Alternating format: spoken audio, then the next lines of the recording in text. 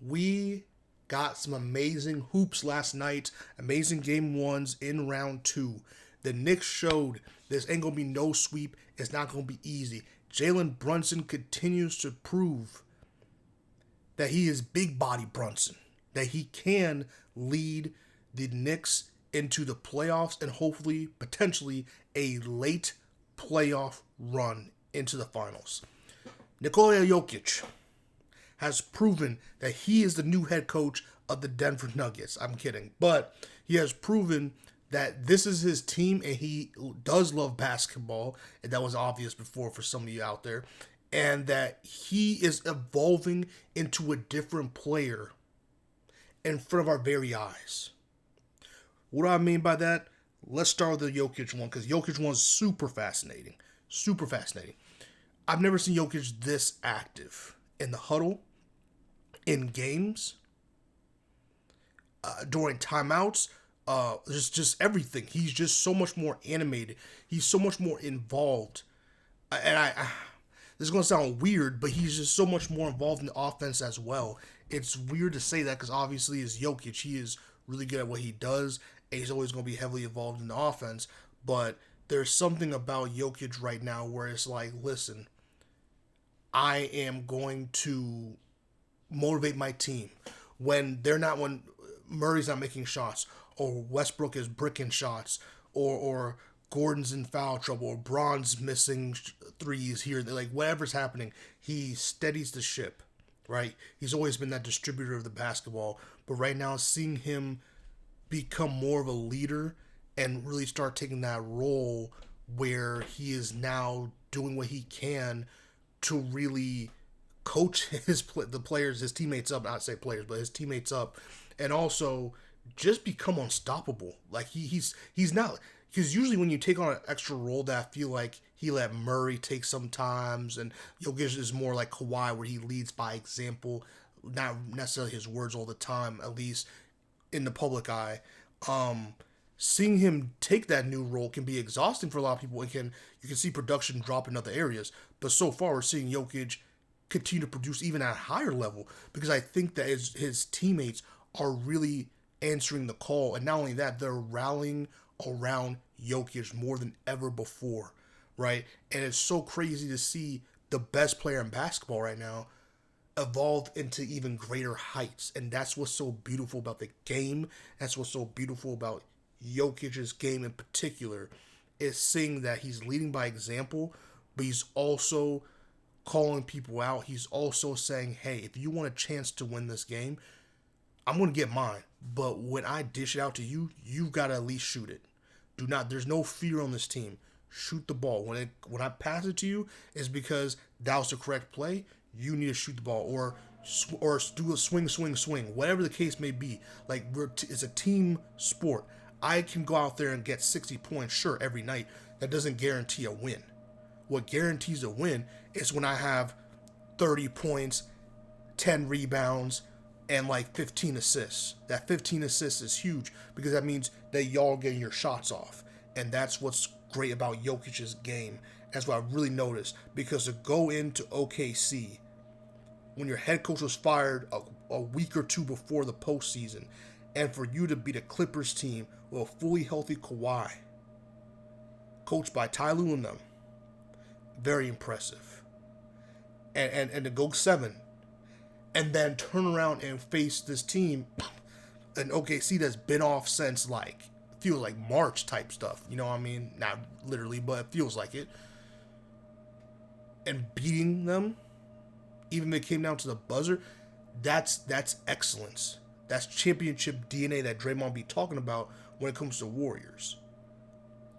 And Jokic is a huge part of that. Not because of the usual stuff he always does. I'm not saying Jokic doesn't always do this, but I'm telling you, through this whole season, but especially since Mike Malone been fired, he's really evolving into a different player.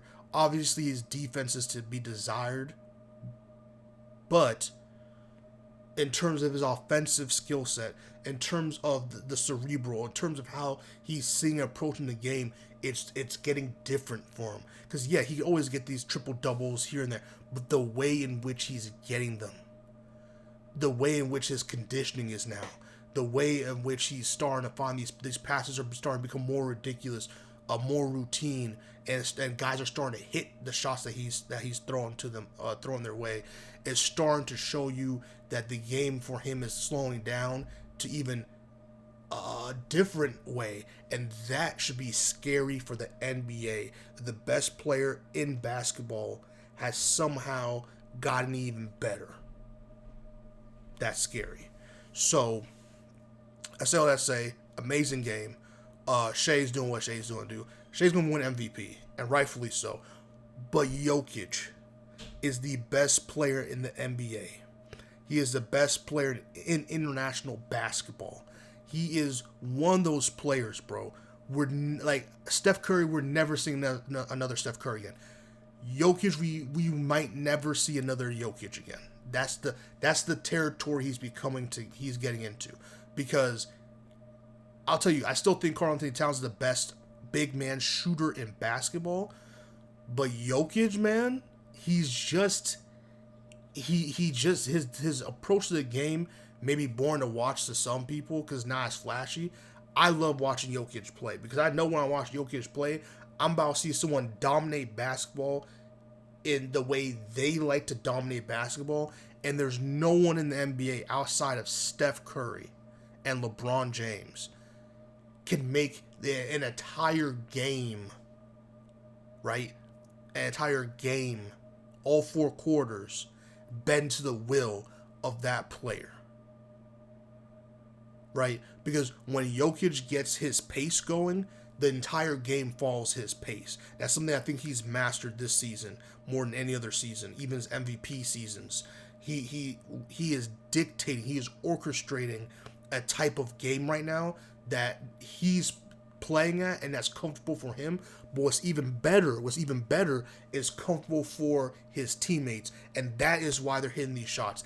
That is why when Jokic is a liability on defense, his other teammates step up and defend. He has Russell Westbrook making these threes. Now, granted, Russell Westbrook's hitting threes in a spot he's comfortable with, but still, the last couple seasons, Russell Westbrook has not found that shot.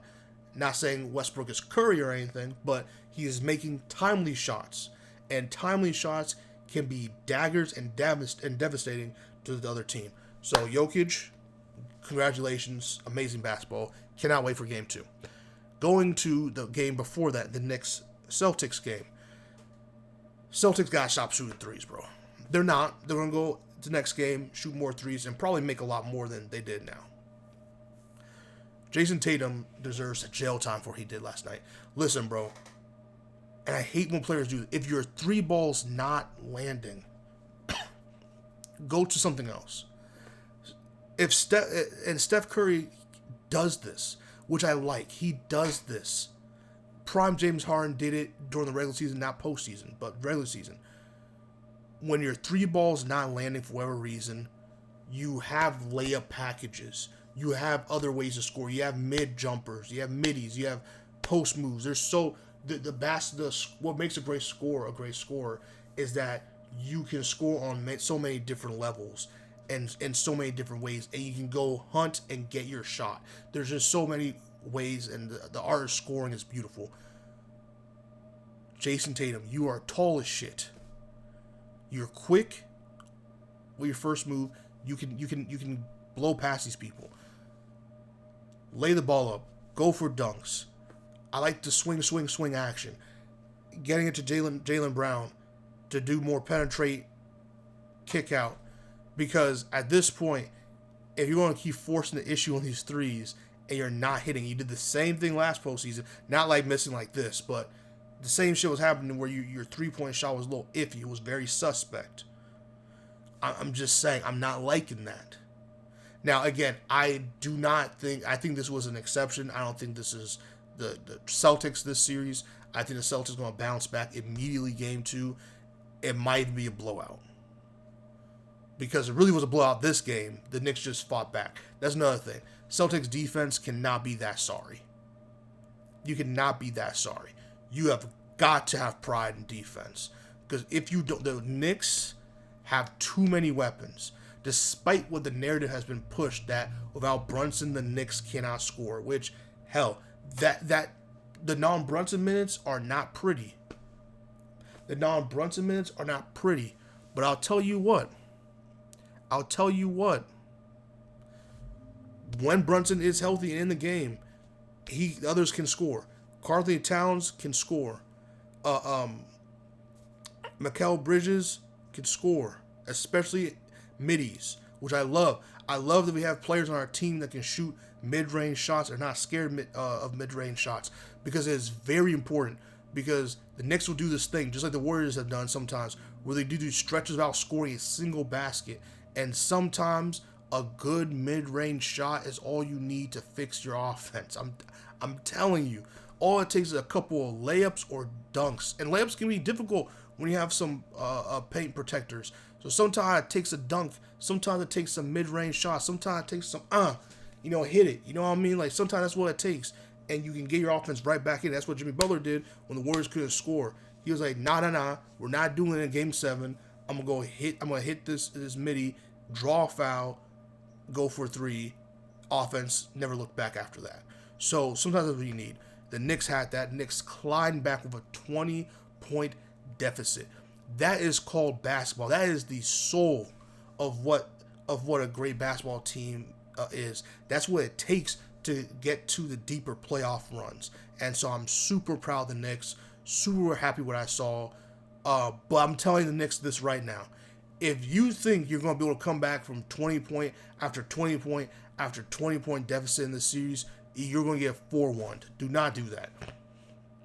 You have got to, like I said about the Celtics firing pride, you got to find pride on defense. You cannot let the Celtics go up and down the court doing whatever they want.